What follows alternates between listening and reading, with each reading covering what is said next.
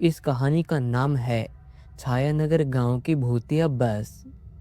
उत्तर भारत के एक सुनसान इलाके में एक छोटा सा गांव था जिसका नाम छायानगर था। यह गांव शहर से लगभग 30 किलोमीटर दूर था। चारों तरफ घने पेड़, खेत और सुनसान रास्ते थे। दिन में यह गांव बिल्कुल साधारण लगता था, लेकिन रात होते ही यहाँ का माहौल बदल जाता था। जैसे ही सूरज ढलता, सड़कों पर सन्नाटा छा जाता और लोग अपने घरों के दरवाजे बंद कर लेते। गांव के लोगों के बीच एक ऐसी कहानी मशहूर थी जिसे सुनकर बड़े बड़े बहादुर लोगों की भी रूह कांप जाती थी। यह कहानी थी एक भूतिया बस की, जो हर रात ठीक 10 बजे के बाद गांव की सड़क पर दिखाई देती थी। लेकिन यह कहानी आज की नहीं थी। यह कहानी कई साल पहले शुरू हुई थी। लगभग 10 साल पहले छायानगर से शहर तक जाने के लिए एक ही बस चलती थी। उस बस का नंबर था 7865 और गांव वाले उसे प्यार से छायानगर बस कहते थे। यह बस हर सुबह गांव से शहर जाती थी और शाम को वापस लौटती थी। गांव के लोग उसी बस से बाजार जाते, बच्चे उसी बस से स्कूल जाते और मजदूर उसी बस से अपने काम पर जाते। उस बस का ड्राइवर था रामलाल और कंडक्टर था शिवा। दोनों काफी ही अच्छे दोस्त थे। गांव के हर आदमी को वे नाम से जानते थे। लेकिन एक रात ऐसी आई जिसने सब कुछ बदल दिया। वह दिन होली से एक दिन पहले का था। पूरे गांव में उत्साह था। लोग बाजार से सामान खरीद रहे थे। शाम को जब बस शहर से गांव की तरफ लौट रही थी तो उसमें करीब 15 यात्री बैठे हुए थे। कोई मिठाई लेकर आ रहा था, कोई रंग और कोई पिचकारी। रात के लगभग 9:30 बजे बस शहर से निकली। मौसम थोड़ा ठंडा था और सड़क लगभग खाली थी। बस के अंदर बैठे लोग हंसी मजाक कर रहे थे। तभी ड्राइवर रामलाल ने मुस्कुराते हुए कहा, आज तो सब लोग होली की तैयारी में लगे हैं, कल गांव में खूब रंग उड़ेगा। कंडक्टर शिवा बोला, हाँ भैया, कल तो बस भी खाली रहेगी, सब लोग गांव में ही रहेंगे। बस धीरे धीरे सुनसान सड़क से गुजर रही थी। चारों तरफ घना अंधेरा था। सड़क के दोनों तरफ जंगल थे और दूर दूर तक कोई इंसान दिखाई नहीं दे रहा था। तभी अचानक बस के अंदर बैठे एक आदमी ने कहा, भैया जरा जल्दी चलाओ, यहाँ का जंगल अच्छा नहीं लगता। रामलाल हंसते हुए बोला, डरिए मत, मैं रोज इसी रास्ते से जाता हूँ। बस आगे बढ़ती रही, लेकिन जैसे ही बस छायानगर से लगभग 5 किलोमीटर दूर पहुंची, अचानक बस के इंजन से अजीब सी आवाज आने लगी। रामलाल ने तुरंत बस की स्पीड कम की और बोला, लगता है इंजन में कुछ दिक्कत है। बस धीरे धीरे सड़क के किनारे रुक गई।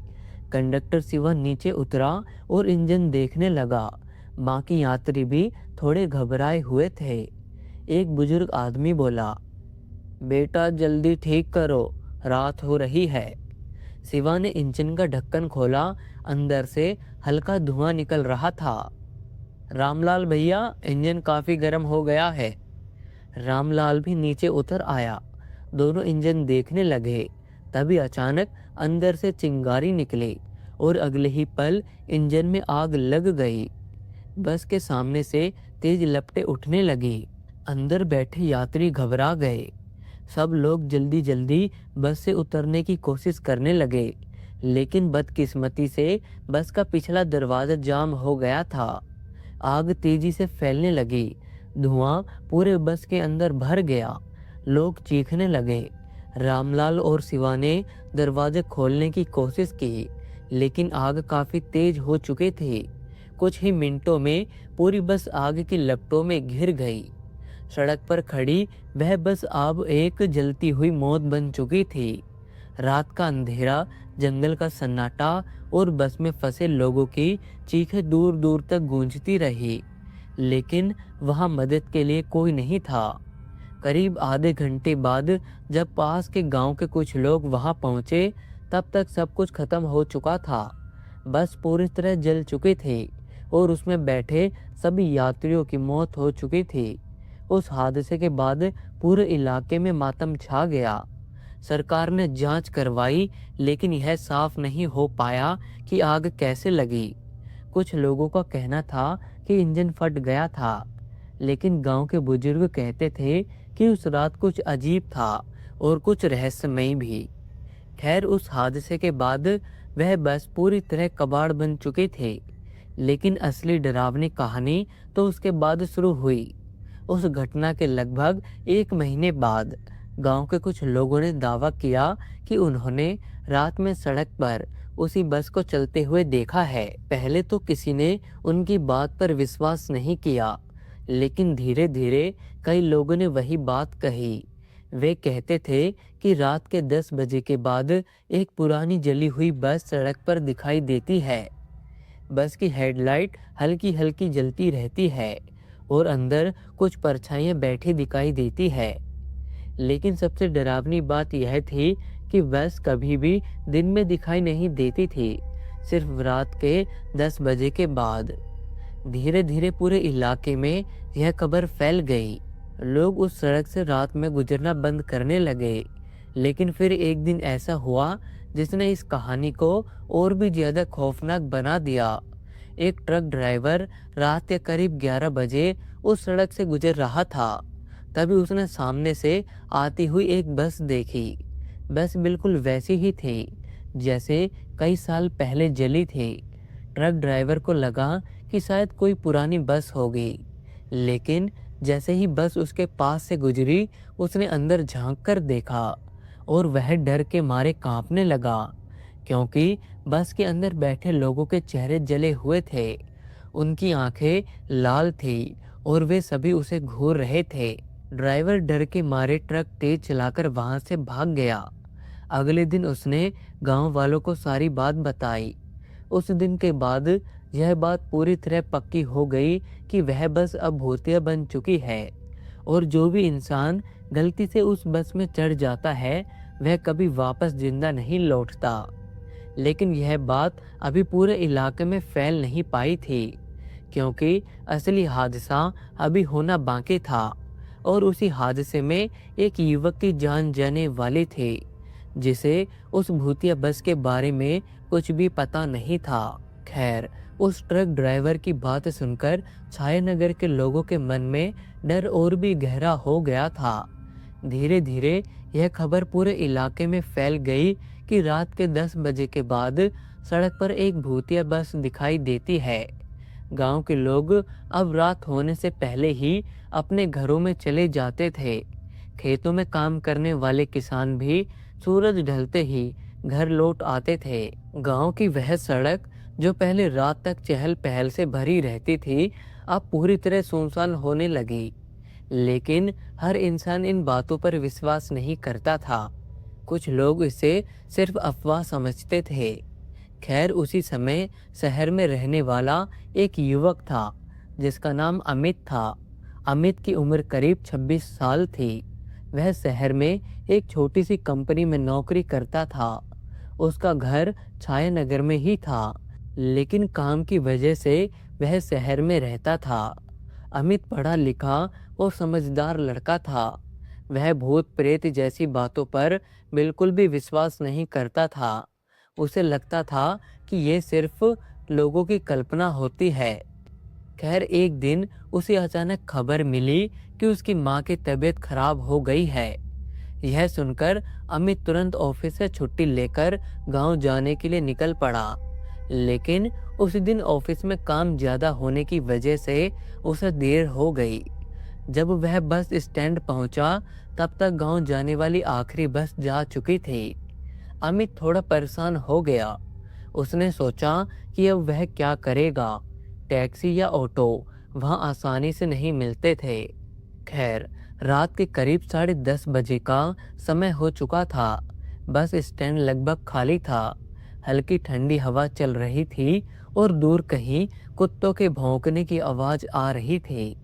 अमित ने सोचा कि शायद कोई और बस मिल जाए। वह बस स्टैंड के बाहर सड़क किनारे खड़ा होकर इंतजार करने लगा। करीब 10 मिनट बाद दूर से उसे एक बस की हल्की रोशनी दिखाई दी। बस धीरे धीरे उसकी तरफ आ रही थी। अमित के चेहरे पर राहत की सांस आ गई। उसने सोचा कि शायद यही बस छायानगर जा रही होगी। जैसे ही बस पास आई, अमित को थोड़ा अजीब लगा। बस काफी पुरानी लग रही थी। उसकी बॉडी जगह जगह से जली हुई थी और उस पर धूल जमी हुई भी थी। लेकिन उस समय अमित ने इन बातों पर ज्यादा ध्यान नहीं दिया। बस उसके सामने आकर रुक गई। बस के दरवाजे धीरे धीरे अपने आप खुल गए। अमित को थोड़ा अजीब लगा क्योंकि बस में कोई आवाज नहीं थी, न ड्राइवर की आवाज न कंडक्टर की। फिर भी वह बस में चढ़ गया। जैसे ही वह अंदर गया, उसे महसूस हुआ कि बस के अंदर का माहौल काफी अजीब था। अंदर हल्की हल्की बदबू आ रही थी। खैर, बस में करीब 10-12 यात्री बैठे हुए थे, लेकिन सभी लोग बिल्कुल चुप थे। कोई भी बात नहीं कर रहा था। सभी लोग नीचे की तरफ सिर झुकाए बैठे थे। अमित को थोड़ा अजीब लगा। उसने सोचा शायद सभी लोग थके हुए होंगे। वह जाकर एक खाली सीट पर बैठ गया। बस धीरे धीरे चलने लगी। कुछ मिनट तक सब कुछ सामान्य लगा, लेकिन फिर अमित ने देखा कि बस के अंदर बैठे लोग धीरे धीरे अपना सिर उसकी तरफ घुमा रहे थे। उनके चेहरे अंधेरे में साफ दिखाई नहीं दे रहे थे। अमित ने ध्यान से देखने की कोशिश की। जैसे ही बस की हल्की रोशनी उनके चेहरों पर पड़ी, अमित के शरीर में सिहरन दौड़ गई, क्योंकि उन लोगों के चेहरे जले हुए थे। उनकी त्वचा काली पड़ चुकी थी और आंखें लाल चमक रही थी। अमित का दिल तेजी से धड़कने लगा। उसने तुरंत उठकर ड्राइवर की तरफ देखा और जो उसने देखा उसे देखकर उसकी सांस रुक गई। ड्राइवर की पूरी पीठ जली हुई थी। उसके हाथ स्टीयरिंग पर थे, लेकिन उसका सिर धीरे धीरे पीछे घूम रहा था। कुछ ही सेकंड में ड्राइवर का चेहरा अमित की तरफ था। वह चेहरा पूरी तरह जला हुआ था। खैर, वह डरावनी मुस्कान के साथ अमित को घूर रहा था। अमित अब समझ चुका था कि वह किस बस में बैठ चुका है। उसके दिमाग में अचानक गांव वालों की बातें गूंजने लगी। भूतिया बस रात के 10 बजे के बाद जो भी उसमें चढ़ता है वह जिंदा नहीं बचता। अमित घबराकर तुरंत दरवाजे की तरफ भागा, लेकिन दरवाजा बंद हो चुका था। उसने जोर जोर से दरवाजा पीटना शुरू कर दिया। दरवाजा खोलो, मुझे उतरना है। लेकिन बस के अंदर बैठे सभी लोग अचानक एक साथ हंसने लगे। वह हंसी इतनी डरावनी थी कि अमित के शरीर से पसीना निकलने लगा। खैर, तभी अचानक बस की लाइटें बुझ गई। अंदर अंधेरा हो गया। कुछ सेकंड तक सिर्फ बस के इंजन की आवाज सुनाई देती रही। फिर अचानक किसी ने अमित के कंधे को पकड़ लिया। अमित ने डर के मारे पीछे मुड़कर देखा। एक जला हुआ चेहरा उसके बिल्कुल सामने था। उसकी लाल आंखें चमक रही थी। और फिर अचानक बस के अंदर से डरावनी चीखें गूंजने लगी। उस रात उस सड़क पर गुजरने वाले एक किसान ने दूर से बस को देखा। बस सड़क के किनारे खड़ी थी और उसके अंदर से हल्की हल्की चीखों की आवाज आ रही थी। लेकिन किसान डर के मारे वहां जाने की हिम्मत नहीं कर पाया। अगली सुबह जब गांव के कुछ लोग उस जगह पहुंचे तो वहां सड़क के किनारे अमित का शव पड़ा मिला। उसका चेहरा डर से सख्त हो चुका था, लेकिन वहां आसपास कोई बस नहीं थे। उस घटना के बाद पूरे गांव में दहशत फैल गई। अब लोगों को यकीन हो चुका था कि वह बस सच में भूतिया है। गांव के बुजुर्गों ने पंचायत बुलाई। सबने मिलकर एक फैसला किया कि अब इस सड़क के बाहर एक बड़ा बोर्ड लगाया जाएगा। अगले ही दिन गांव के बाहर सड़क किनारे एक बड़ा लाल रंग का बोर्ड लगा दिया गया।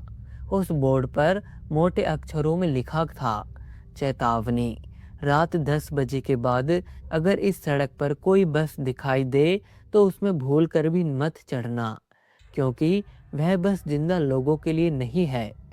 उस दिन के बाद से आज तक छायानगर के लोग उस सड़क से रात में नहीं गुजरते। लेकिन कई बार देर रात गुजरने वाले लोगों ने अब भी उस बस को देखा है। एक जली हुई पुरानी बस जिसकी हेडलाइट अंधेरे में टिमटिमाती रहती है और उसके अंदर बैठे जले हुए यात्री खिड़कियों से बाहर झांकते रहते हैं। वे हर रात किसी एक नए यात्री का इंतजार करते हैं और हो सकता है उस बस का अगला शिकार आप लोगों में से कोई भी हो। तो आप लोग अपना ध्यान रखें। तो दोस्तों, इस कहानी में इतना ही।